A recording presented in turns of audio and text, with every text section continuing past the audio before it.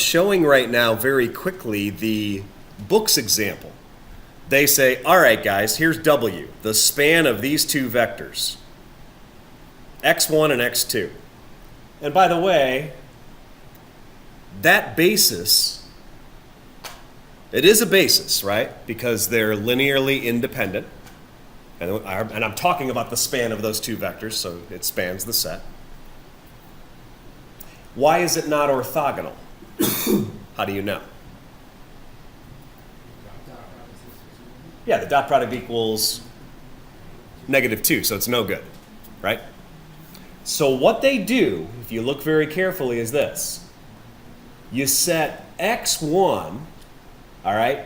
I'm going to make v1 equal to x1. Okay? So they show a picture of x1, and that's the same as v1. And they show a picture of x2, and it clearly is not orthogonal. And then it looks like they do a projection, and we talked about projections last time. And the idea is that if you do a projection and then subtract, you get this dotted line here, which is the same as that blue vector. You see that? And the blue vector will be orthogonal to v1. Okay? So I guess what I'd like to do is I'd like to redo the example that they do, redo it. We'll get a different basis that's orthogonal, kind of backwards from what they did. All right? So let me explain. I guess the first thing I'm going to do is I want to write down the original two vectors. So the original two vectors were x1 is 1, 1, 0.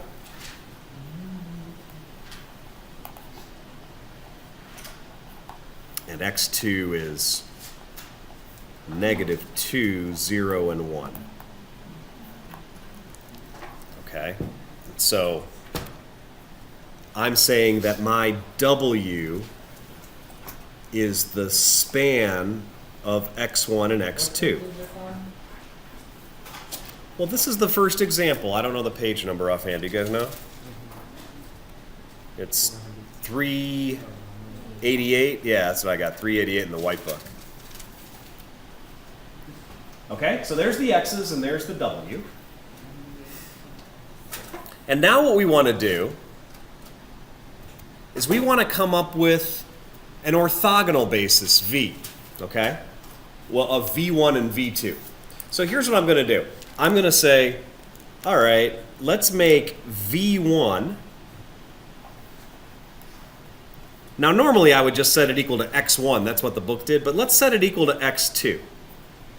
So that means V1 here is going to be -2, 0, and 1.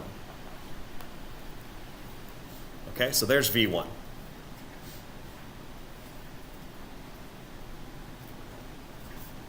Now, for V2, we're going to do a projection. If you take a look at the book again. Oops, that's not it. The book. Again, what we do is this picture here, I'm going to draw that in a second. Or you could look at it here as the process. V2 is equal to x2 minus the projection of x2 onto V1.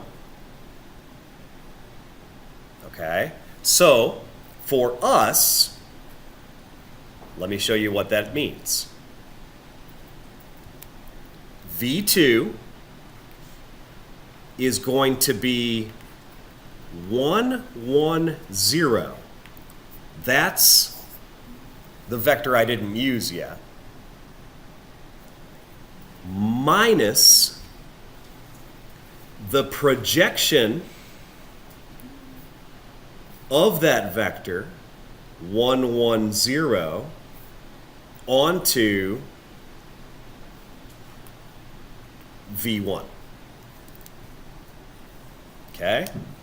And again, let me draw the picture one more time so we really understand how we're getting V2. Okay? We started with, V1 here. And V2 is not orthogonal. I should say x2 is not orthogonal, right? Or in my case, this one's not orthogonal, right? So v1 here was negative 2, 0, 1. Negative 2, 0, 1. And this guy was 1, 1, 0, right? But that's not orthogonal, so I didn't draw it orthogonal. But what we do is we do the projection of that onto v1. And when you project, you get this vector in blue here. Do you see that? Well, what I claim is this vector here is what I get for v2. And the reason it works again is the following.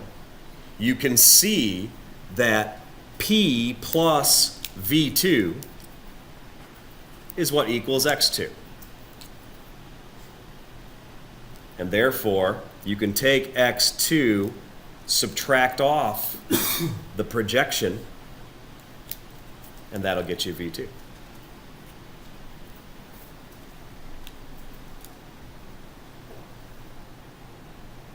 You guys with me? All right, so let's work it out. Let's see how this works. So let's see. What does v2 equal? It equals, well, 1, 1, 0 minus. Now, how do I do a projection onto v1? Well, when you project onto v1, you're getting a scalar multiple of v1. And so I guess what I'll do is I'll put v1, what's v1 again? It's this negative 2, 0, 1, right? Negative 2, 0, 1. And then there's a scalar that goes here. You guys with me on that? Now the scalar is a dot product over a dot product. And this negative 2, 0, 1, see that's v1. Notice how that's everywhere in the scalar?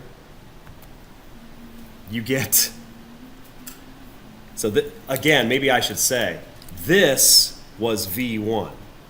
So you get v1 dot v1 in the denominator. What do you get in the numerator? You get v1 dot what? Yeah, I mean, it's whatever you're using. So in our example, yeah, the 1, 1, 0, right?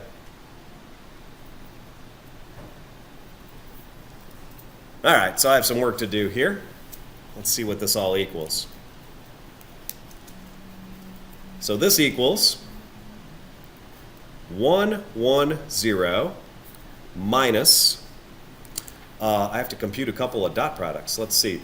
When I do negative 2, 0, 1 and I dot it with 1, 1, 0, oh, I already told you guys, that equals negative 2, right? What about when you dot negative 2, 0, 1 with itself? What do you get? You get 5. 4 plus 1 is 5. So we have 1, 1, 0 minus negative 2/5 of this negative 2, 0, 1. Well, it's going to seem like magic if this works. Let's see. I get 1, 1, 0 plus, well, maybe I'll say 2/5 of negative 2, 0, 1. And so this equals, according to my calculations, let's see, 1 minus 4/5, that's 1/5 for the first coordinate. And then 1 plus 0 is 1 for the second coordinate. And then 0 plus 2/5, I get 2/5 for the third coordinate. You guys with me? Is that an okay value for v2? Sure. Or we could just take v2 equal to, how about we multiply everything by 5? Then I would get 1, 5, and 2. Does that sound okay? 1, 5, 2? And so, I'm saying that an orthogonal basis for W is given by the following. Well, I guess we took that negative 2, 0, 1,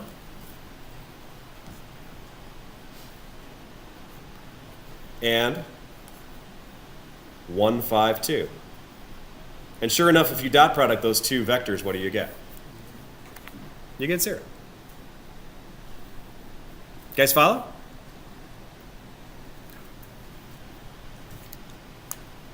Any questions on it so far?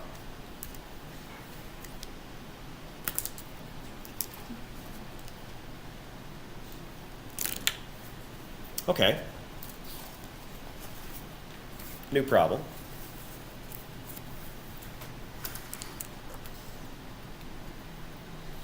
Let's do this. Let's come up with an orthogonal basis for R3. Well, of course, we already have one. IJK, right? That's an orthogonal basis for R3. But what if I said, no. I want to take the ones we already have. We have x1 was, what was it, negative 2, 0, 1? And we have x2 equal to, oh, and by the way, I shouldn't be writing x. I should be writing what? Because if it's orthogonal, we write v's. So v1 is equal to negative 2, 0, 1. Sorry about that. v2 is equal to what? I just had it on the previous page, guys. 152? Thank you. So now I want to see if I can come up with another vector. And that'll be my orthogonal basis. Go ahead. Yes, the cross product does it. But the problem with the cross product, it works in 3 dimensions. I think there's some other dimension you can do cross product. I forget what it is, like 7 or something. But in general, it's not even defined for, like, if I gave you 4-dimensional vectors instead, right? But you're right. For this one, we'll be able to check our answer by just taking the cross product, which is good. I want an answer I can check. So what we're going to do, though, is we're going to apply Graham-Schmidt again. Now, the problem is we just need a third vector. I guess you can kind of pick almost any vector. Well, not quite. You have to make sure that the vector you pick doesn't lie in the span of these two. Because if it does, there'll be nowhere to project. You see, this picture is how you do Graham-Schmidt again and again and again. You project onto the old subspace. Then you subtract off and you have your new vector that's perpendicular. Okay? So we could just pick any old vector for x3. Let's make one up. x3 equals, well, I just have to be careful. How about I try 1, 1, 1? Is that a good vector? Is it? How do I know if it'll be a linear combination of the other two or not? Well, I guess I should reducer echelon form this matrix real quick, right, and find out. All right, let's do that. Here we go. MATLAB, come in handy. V1 is negative 2, 0, and 1. V2 was 1, 5, and 2. Oops, that didn't work.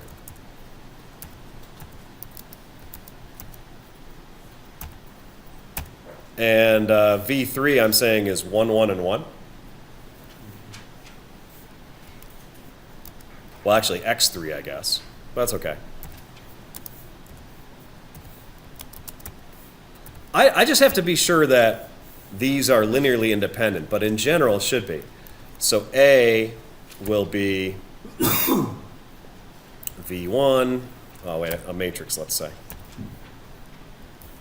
So I made it the rows of the matrix, but that'll work.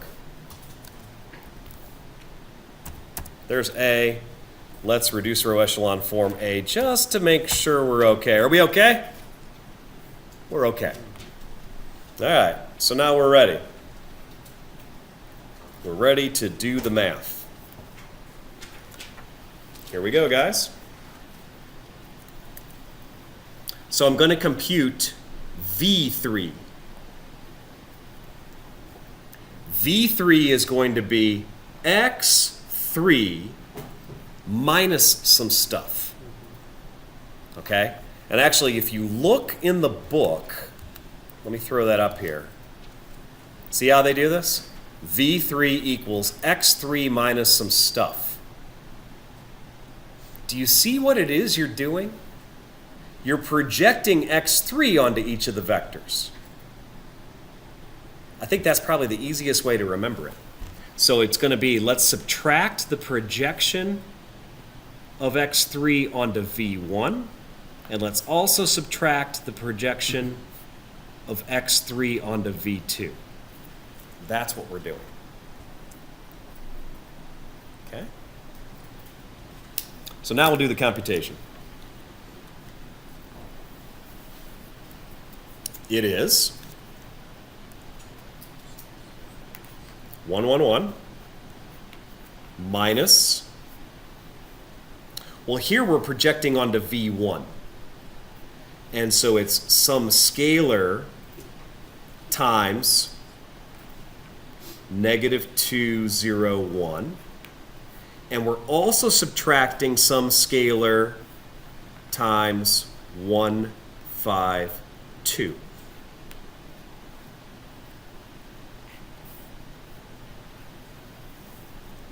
And maybe I should pause and have you guys try to work the rest of this out.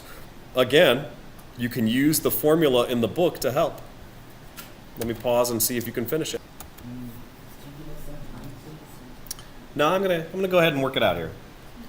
So, just so you guys understand what goes in the denominators, right? You're dotting each of the vectors with itself, right?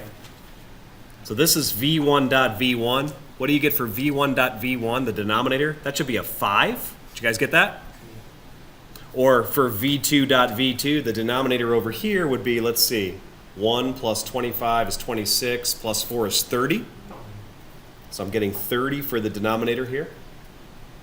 Now the numerator, that's where you have to do x3.v1. So that's -2 plus 1. I got -1 there. Okay. And for the numerator over here, again, it's x3.v2, so I'm getting 1 plus 5 plus 2. I'm getting 6, 7, 8. Yeah? Okay. So now we just have to kind of work it out. Let's see if we get this. So let's see. This is 1, 1, 1. This is going to be plus 1/5 of -2, 0, 1. And this would be minus, maybe you'd write it as 4/15 of 1, 5, 2. Okay, that's a bit of work here. Let's see. 1 minus 2/5, and then plus 4 or minus 4/15. So we subtract 4 and we subtract 6, so we're subtracting 10/15 from 15/15. I got 5/15, or I got 1/3 for the top one. Did anyone else get that? 1/3? For the middle one, 1 plus 0. That's easier so far. 1/3 is the top? That's what I got, yeah. And then minus, and the 5 and the 15 cancel, so that's a minus 4/3. So I'm getting 3/3 minus 4/3. I'm getting -1/3 for the second entry. And for the third entry, I get, let's see, 1 plus 1/5, and then minus, this would be 8/15. Oh boy. So 6/5 minus 8/15, that's 18/15 minus 8/15. I'm getting 10/15, which is 2/3. What a beautiful problem. Or We can also just take v3 to equal, so give me a scalar multiple that would be nice. Yeah, multiply everything by 3, so we get 1, -1, and 2. All right. By the way, you guys that did the cross product, is that what you got? Oh, people didn't do the cross product. Okay. Well, we could check. But anyways, is it true that this is orthogonal to each of the other two? I can see it's orthogonal to v1 pretty easily. Dot those. And what if I dot it with v2? 1 plus 4 is 5 minus 5 is 0. It seems to work. Okay. So, I guess we have discovered a couple things here. We have an orthogonal basis.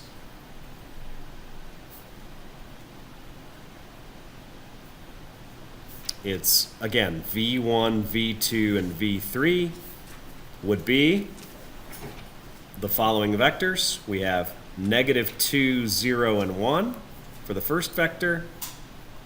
1, 5, 2 would be the second vector. And now we just worked out that 1, -1, and 2, this is an orthogonal basis for R3. That's pretty cool. I guess it's not quite as good as IJK because it's not an orthonormal basis, right? But if we want to do that, that's not hard. Let's do that. Could I see what's at the top, please? Yeah. That's your orthogonal basis.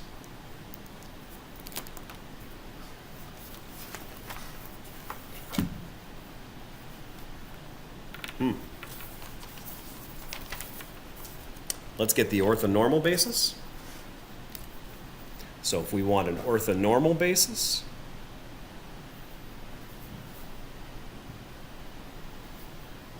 it would be Q1, Q2, Q3. Well, let's see. I guess you just have to take each of these and divide it or multiply it by the right scalar. So the first one was -2, 0, 1. It has a length of 5, so I'll just multiply, well, square root of 5. If you dot it with itself, you get 5, so the length is the square root of 5. So here would be, this would be my Q1. Right? That's my Q1. And now for Q2, I guess I would take the 1, 5, 2 and multiply it by what? 1 over the square root of 30, right? And then the last one we had 1, -1, and 2. And if you do 1 plus 1 plus 4, that's 6. So we would multiply by 1 over the square root of 6. And this could be my Q3. Okay? Wait, isn't the whole entire 1 over theoretical 30 Times each of these, yeah. That's the whole Q2. That's Q2. So you could write 1 over radical 30, 5 over radical 30, 2 over radical 30. And that would be Q2. I was just trying to make it as easy as possible to write out. So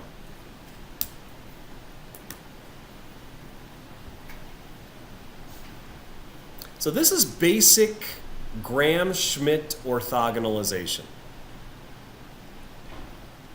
Now it turns out, when you try to do it on a computer, you don't want to do it this way. You run into problems. Okay? And I think I'd like to spend a little bit of time showing you that. So, yeah, I have a couple things for you. I mentioned Blackboard already today, right? There's this modules. I also have this button we've been to before called M files, where I put a bunch of MATLAB files for you. If you look, the last 3 that are on there are GS, GSC, and GSM. Okay? GS, of course, stands for Graham-Schmidt. Anyways, I opened the first two. I opened GS and GSC. Okay? So here are the two files. Oh, but you guys can't see much with all this marker. So here we are. Notice the authors? Right? Paul Zachlin and Nick Hine. Paul Zachlin in 2005 was the last time I modified this. I was taking a class at Case. I was working on my PhD and studying actually with Dr. Hochschenbach, who's my, co-author now, okay? And one of the first things he had us do, look, homework number 1. He said, hey, why don't you guys try to program Graham Schmidt? I said, okay. So here's my work. I saved it to this day. There it is, right? It's not a whole lot of code. And you might say, well, wait a minute. That's not exactly what's in the book, and you're right. I want to show you a little bit more by making this bigger. You see what I did here? I have a for j equals 1 to n loop. And then I have a whole bunch of stuff going on. And then inside, do you guys see this loop here? For I equals 1 to j minus 1. I'll tell you what that's doing. It's doing a projection, and then it's subtracting it off.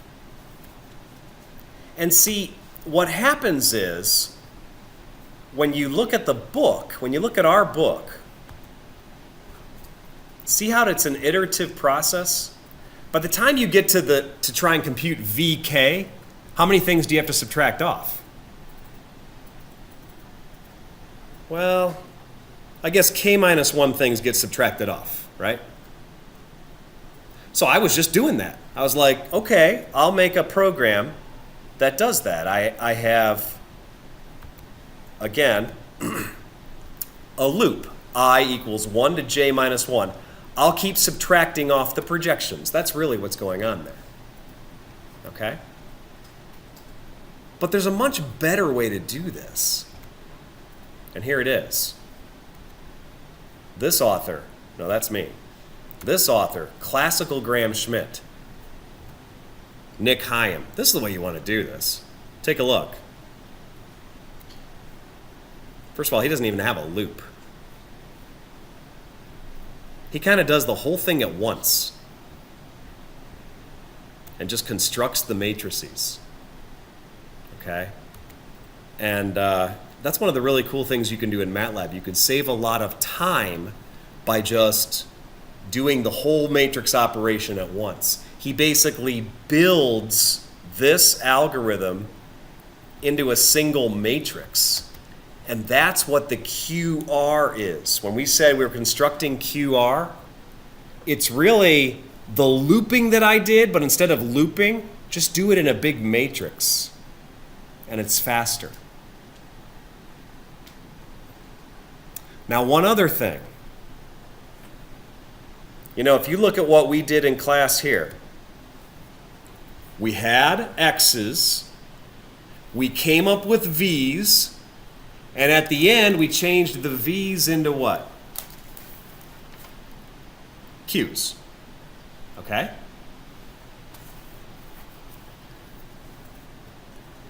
What you have here on, again, on Blackboard, is you have something called modified Graham Schmidt. Now, in your book, they don't really talk about this until the little project after this section, the modified QR factorization. But I want to say briefly what that is. It's basically this. You want to divide and make it a unit vector every time, right away. Why? Well, because there's going to be error. There's going to be round-off error when you do this on a computer. Why is there going to be round-off error? Guys, look at when we did it. These calculations were not nice even for us. Is your calculator going to say 8 over 30? What's it going to do instead? It's going to put some decimal, right? And this decimal is not going to terminate. It's going to just go forever, so the computer's going to round. Now, it'll cut it off after, 15 decimals or whatever it has in storage. It's fine. But the thing is if you're trying to come up with an orthogonal basis and you round, guess what? It won't quite be orthogonal. It'll be off a little bit. The other thing we talked about is that if the vectors are big, the error is worse. So what you do is, instead of saying that V3 is X3 projecting onto these V's, we would much rather project onto Q's. Okay?